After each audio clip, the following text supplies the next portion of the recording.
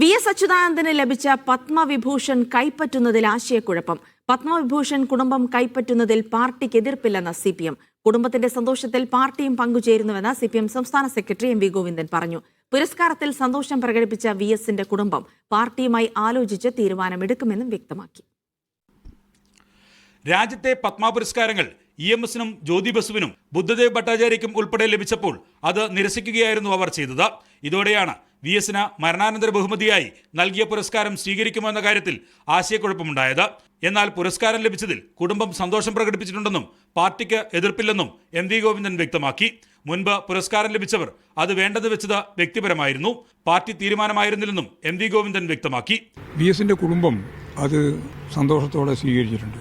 ഞങ്ങളെ സംബന്ധിച്ചിടത്തോളം പാർട്ടി എന്ന രീതിയിൽ കുടുംബത്തിന്റെ സന്തോഷത്തോടെയുള്ള സ്വീകരണത്തെ ഞങ്ങൾ അംഗീകരിക്കുകയാണ് ചെയ്യുന്നത്. കുടുംബത്തിന്റെ സന്തോഷത്തോടൊപ്പം ഞങ്ങളും അവ സന്തോഷത്തിൽ പങ്കുചേരുകയാണ്. പുരസ്കാരം പ്രഖ്യാപിച്ചപ്പോൾ തന്നെ വി.എസിന്റെ കുടുംബം സന്തോഷം പ്രകടിപ്പിച്ചിരുന്നു. പുരസ്കാരം സ്വീകരിക്കുന്നത് ചർച്ചയായതോടെ പാർട്ടിയുമായി ആലോചിച്ച് തീരുമാനമെടുക്കുമെന്ന് വി.എസിന്റെ മകൻ V.A. അരുൺകുമാർ പ്രതികരിച്ചു. ഇതുമായി ബന്ധപ്പെട്ട കാര്യങ്ങളെല്ലാം തന്നെ തീർച്ചയായും ഞങ്ങളുടെ ഒരു പാർട്ടി കുടുംബമാണല്ലോ. പാർട്ടിയുമായിട്ടൊക്കെ ആലോചിച്ച് മാത്രമേ അതുമായി മുന്നോട്ടെങ്ങനെയാണ് എന്നുള്ള കാര്യങ്ങൾ തീരുമാനിക്കുകയുള്ളൂ. അച്ഛന് കിട്ടുന്ന അംഗീകാരങ്ങൾ, ജനങ്ങളുടെ അംഗീകാരങ്ങൾ അല്ലെങ്കിൽ അവാർഡുകൾ, ഇതെല്ലാം മകൻ അല്ലെങ്കിൽ കുടുംബത്തിന് സന്തോഷം തരുന്ന കാര്യങ്ങളാണ്.